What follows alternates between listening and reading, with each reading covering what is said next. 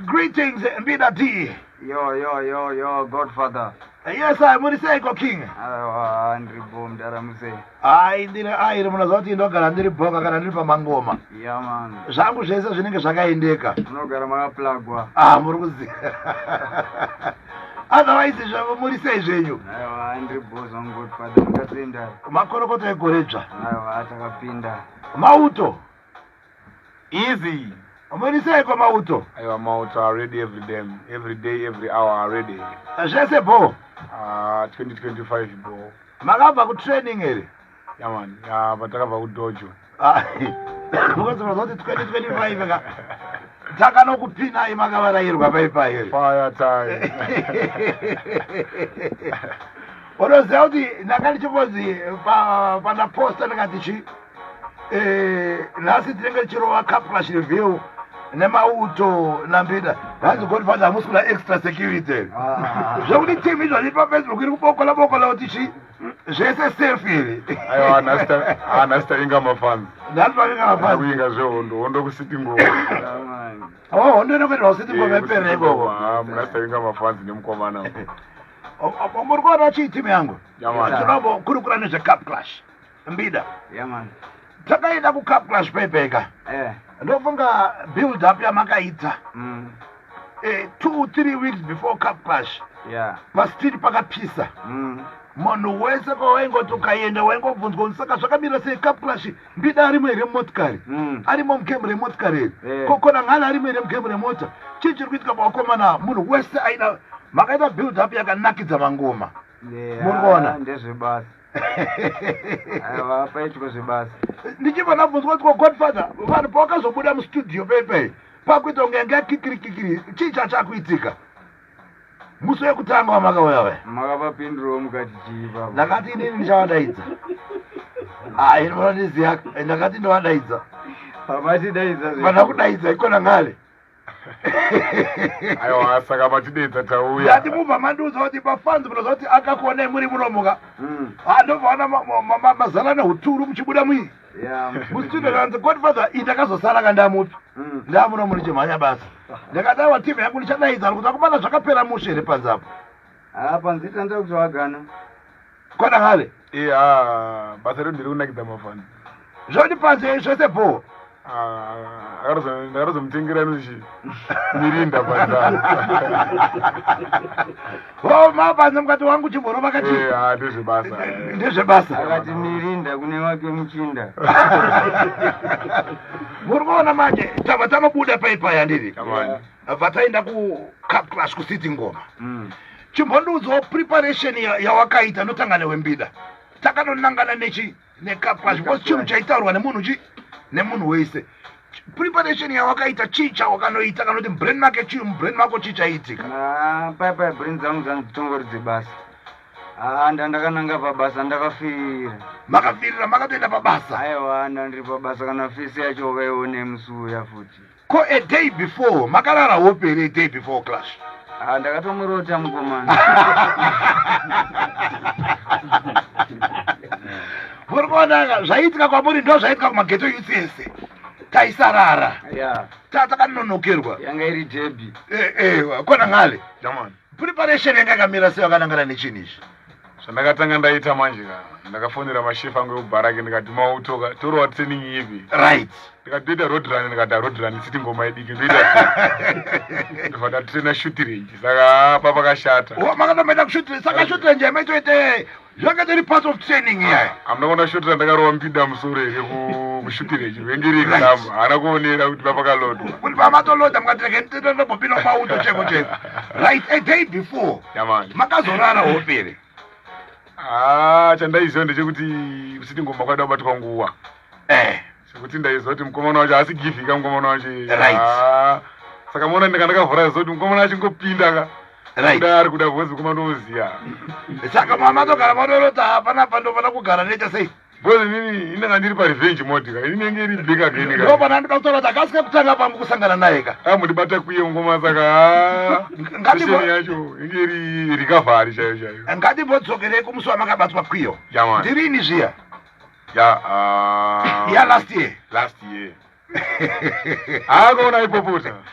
last year pamakanobatwa pepe hausina munhu wamusi wamukabudisa vanhu vakawandere pepe manje ya ground pepe rengeresa waiziva mauto pepe 1000 vanongongo vari 4 chete padhiri right imimi ndopama maitambire kueliminate vanhu 17 17 pepe mbida vasvika kumisai ngomuna yangu zvakati mauya makapfeka chekriketi nakukuisai mubhasiketi ground rikati zvakwana zvikanzi kwana ngale here zvikati aiwa pakashata right mbida ndobvainda vanogwina chinhu ngomuna wacho mashotsi akandirovaka hazi yemurudo iyayo ana kunogwina chinhu chete akatonogwina rigaris ndobvainda saka iwe wakazouya manje ukati this time ndakuya ndiri parevenge bhozi chigame yacho munokenda kuti iye mukoma ndofunga ngakalakisa akiti hapa kwamashotsi ka aitirena lo indaitoseshena headshot chaichai kudambura musoro right tazokudaidze pepe kuti chiuyai pastage yamani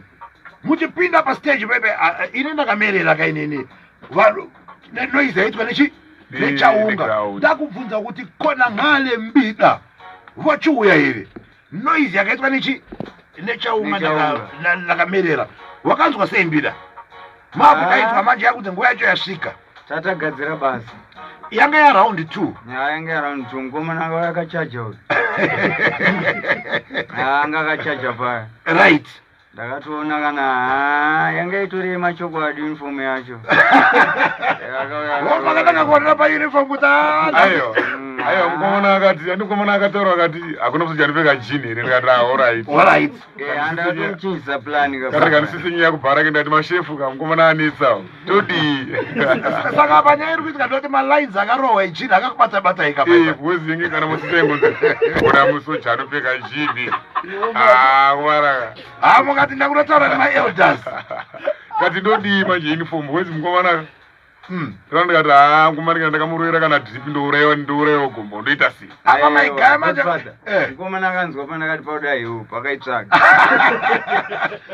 vandotsvaga hewu akaitsvaga fast mukomana apa kona ngale apa paraund 2 dai wakanodonha manje paraund 2 ndeko ava vakashata bhozi ngati pavasamira mushe ipapo right tazoonova zvedu cup clash yedu yaya yaita sei yanopfuura pastreet nanhasi pari kuita sei pari kunaka ichimbori nyaya yei yecup clash iri kutaurwa iri kuita sei but muri kuona manje zvandazoona manje ndazoona kuti through yes vibe ri kunakidza pastreet but ndakaona kunge mafans kunova kuzvitora chi personal nepasi ripo aiwa let me make it kuzoona manje kumautovhera anosapota isusu mukuona chi music ndemission toita zvinoda mafans panguva ivo you know like patakaya kunoka hapana panenge yaite personal nambida zvinoda mafans echingonakidza mafans entertainment hapana patingata kutopinda fight nemukomana hazviziri izvo inawe art entertainment godfather yaman kona ngalanga tizeni musaisei murumo but tiranga chinakidza mai mafans I know like muona like masitu ndinoona ito wanondorowana chaizvo kati ndiri mbida chiti kona ngale panotofiwa but you know like music you do it for entertainment only ndakunakidza mafans kuti basa roti zvinori kubvisa vanhu stress ona vanyingofara saka kana ndina mbida tichiita clash izvi haisi personal thing business but mukazoona takurowana mutarawo maizvo ndo zvava zvepersonal but if iwe panapa pane masecurity kapano ripo ungatisei tichiurayana here panapa mapurisa ari panza but kwakuri kunakidza entertainment chete iripo but mafans manje ndikuona nge vakutora nyaya yechi personal muona no it's entertainment chete zimbabwe nyatsobabatisisai chatiri kuita magitari tiri kumhanya neentertainment kunakidza mafans hondo yedu yese iri pamalyrics inoperera pamalyrics ukaona waenda kudance andidika muri mafans ambida mukaona kona ngala ari pastage nyatsonakirwa kuzoti aiwa uyo ndiye umwe wedu ari kuti paentertainment nechedu chirepitayo munakirwa musimbisa mauto apa muri timu mbida kana muri timu mauto mbida akaenda pastage tosimbisawo mai to be honest ka munoona chi pari padhiri remaclash ka munoona inini muona ndakazviita ka clash inenge sina mpida iko kudanzira inini ndinotipowa maona right mune kuti zvizokuti kushiya malines zvizvonakidza kuti wo boss uyu nauti ne same art apana patinga mboro niwafana unokanyora kuti mangoma basa clash ainakidzi apana patinga imbira kuti amai vangu vakandichengeta kudai pa clash katuda zvinhu zviri panguva iyi eka because noska last time mama kutoramba clash mukati mukona bebe kana mukomana story ko ine clash ainakidzi mukona right ndakaona strength yemukomana kuti mukomana wakawo indi anga asipo maybe dai nani sipo right indi that competition ndakada nemukomana wayo yakatoti po ground panguva iyi and izvozvo ndoda kuti Zimbabwe nyatsozvizive kuti imimi makasvika pakuti ndara chippers ndakubuda muresi remota yamani and mafanzi anga ari kusaidi kwenyu paresi remota munoona kumota kwekwe inini ndosikamuona takanonoka kupinda kudhanzi reri dai ndakapinda nambida nguva yafanwa chiclasha waiwai clash yaimira iyoiyo because vanhu vaida clash ipi saka kuona kuti vafana vakabhadharawo mari dzavo vaida kuita sei vanga vari competition yemo tikati hakuna mudhara isusu chi kana pasina prize you can come there to entertain one because mafani ndoza kuti dai tasina kuenda zvaure grand ready nomukomana wako dai ngapangoti kuvhairira mafani saka takangouya kuzadzisa but we not apart yechi yemota isine prize yatakapiwa namudhara wochi maprize akapiwa nachippers promotion tikakwanisa kuya chi kushow tasiri pamota andidika ambida yes sir muri kuona kumafans enyu nemafanzi akuna ngale chii chamungade kumaudza mafanzi ngaasazvitore personal inini mukomana tendiri pabasa tendiri kupa kutokunakidzai mafanzi edu hatingambode kudisappointai kana kuti tinonzi tinorwa muStar FM aiwa iredhiyo yeZimbabwe iredhiyo yedu yatakakura tichinzwa hatingambodisrespecte zvekudaro tendiri pabasa tichida kufanzai mumafanzi edu saka musazvitori personal because isusu tendiri pafight tendiri pabasa remusic zvatinoitira zvinhu zvese zve zvatinoita tendiri pauda kufadza imimi kwete kuzvifadza isusu kona ngale kumafanzi ako nemafanzi ambida yamani kumafanzi angu inini neanosapota mbida tinongoti tiri pamission music asataka competition mbichana inakidze munoona inini nambida haya mbida ndichangu ende zvibodzwa zviri pa 1-1 aiwa sofa apa i1-1 apa ini sofa i1-1 ka kumana hana nyorwadziwa because idraw sofa hapana wini ka idraw because akamondidhaya mukomana handisikuda wini aiwa isi 2-1 ya moto yangu ngwana pane chimero chinenge chakazoipa kumoto uko right now